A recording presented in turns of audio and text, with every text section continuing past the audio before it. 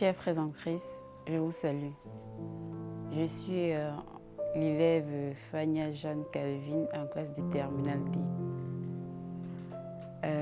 Je suis très contente d'être à l'émission Canal de vie parce que le Seigneur m'a fait grâce de pouvoir partager mon témoignage avec vous qui porte en fait sur l'examen.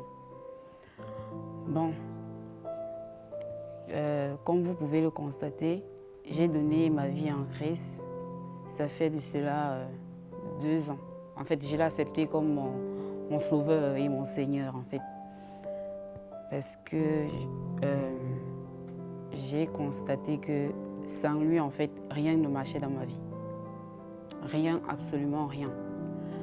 La veille du jour où je partais composer mon examen, avant ça même, j'ai prié, j'ai jeûné, j'ai dit, bref, je suis enfant de Dieu, je sais qu'il ne va pas m'abandonner. Même sans avoir composé l'examen, même en classe de terminale, en partant à l'école chaque matin, je priais. Le soir, avant de dormir, je priais. Et bref, en fait, je confie toujours tout au Seigneur parce que sans lui, vraiment, je ne suis rien. Bon, comme vous pouvez le constater, j'ai prié. Comme je vous l'ai dit, j'ai jeûné, en fait, pour mon examen et pour les malades, pour les travailleurs, En fait, ouais, c'est ça. J'étais sûre, en fait, quand j'avais fini de composer mon examen, j'étais sûre à 100% que j'allais réussir. Mais il y a un truc qui s'est passé en salle d'examen parce qu'en partant composer le probatoire, quand j'ai fini de composer le probatoire, j'étais vraiment heureuse. Mais en salle de baccalauréat, quand on m'a donné l'épreuve de langue, bref, j'ai commencé à écrire. Après, je me suis écoulée, en fait. Je n'ai pas compris. En fait, je refusais de comprendre le message que Dieu voulait m'annoncer. Parce que ce qui se passe, c'est que quoi? Quand je suis en salle d'examen, je dors, je fais des cauchemars que, j'ai échoué. Ça veut dire que j'ai passé, en fait, mes cauchemars me disent toujours le contraire. Mais pour le baccalauréat, j'ai fait 3 cauchemars, en fait, qui me disaient, ma fille, tu as réussi.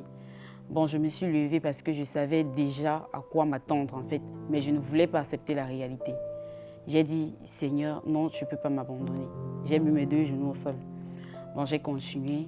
Le jour où les résultats sont sortis, parce que moi, franchement, je n'ai pas le courage de taper mon matricule, en fait. C'est ma voisine qui a pris ça.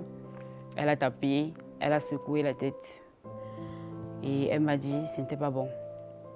Parce qu'avant ça, je me posais toujours des questions, à savoir, Seigneur, si un jour j'échouais dans ma vie, qu'est-ce que j'allais devenir? Parce que depuis que je fréquente, je n'ai jamais connu l'échec, quoi. Ouais.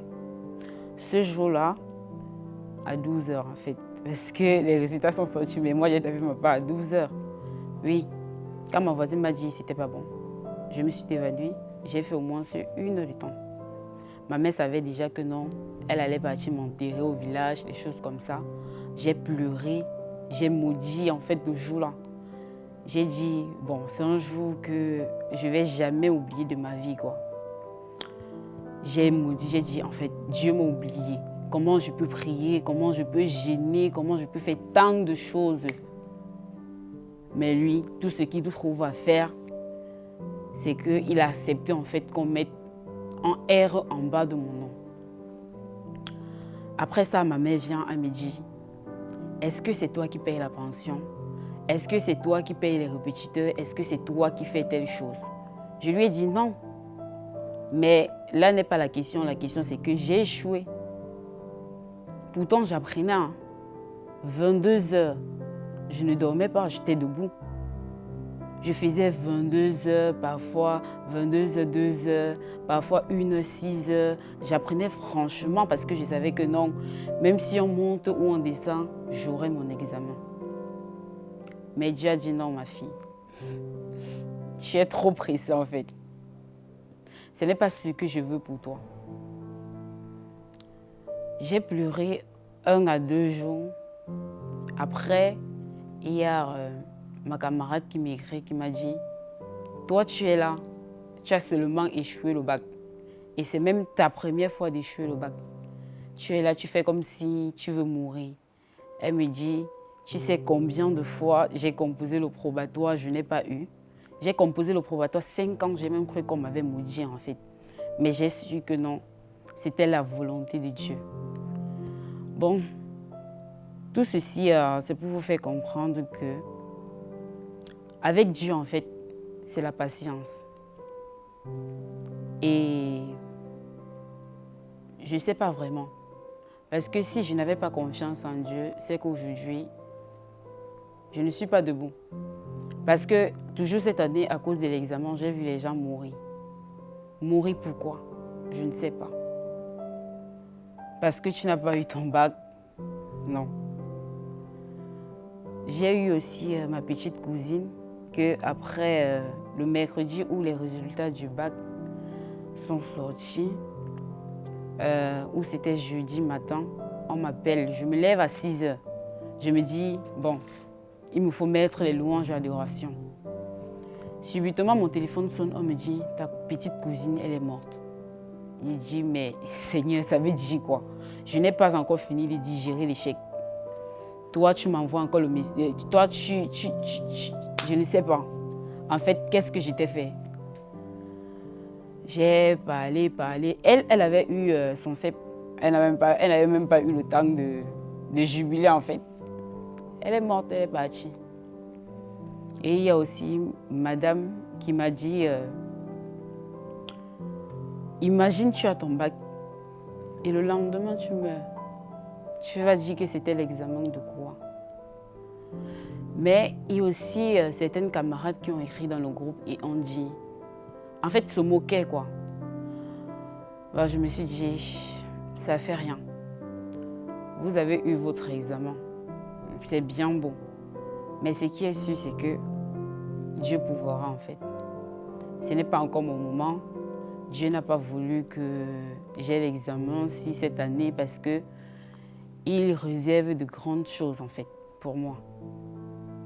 Je sais que ce qui m'attend devant sera vraiment un grand truc en fait. Vous voyez un peu. Bon, c'est pas à cause de mon examen que je vais plus avoir confiance en Dieu. Non, je suis désolée.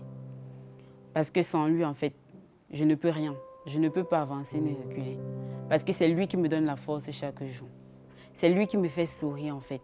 Même quand j'ai des problèmes avec des parents, je mets d'abord mes 2 genoux au sol, je prie Dieu. Et après, quand je pars, c'est comme si on n'avait pas de problème. Donc, vous voyez un peu.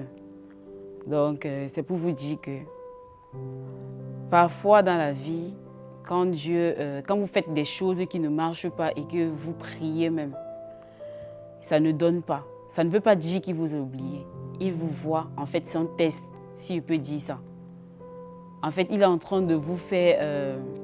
je ne sais pas trop. Mais c'est pour vous dire que, quelles qu'en soient les difficultés de la vie, quels qu'en soient les problèmes que vous avez dans la vie, quel qu'en soit ce que vous vivez, ayez toujours confiance en Dieu parce que lui, c'est un Dieu de vérité en fait. C'est un Dieu vraiment, je ne sais pas, parce qu'il a tellement fait de miracles dans ma vie. Donc aujourd'hui, quelqu'un ne peut pas se lever et me dire que Dieu. Donc en fait, parler bizarrement de Dieu jusqu'à ce que je laisse, non, ça jamais.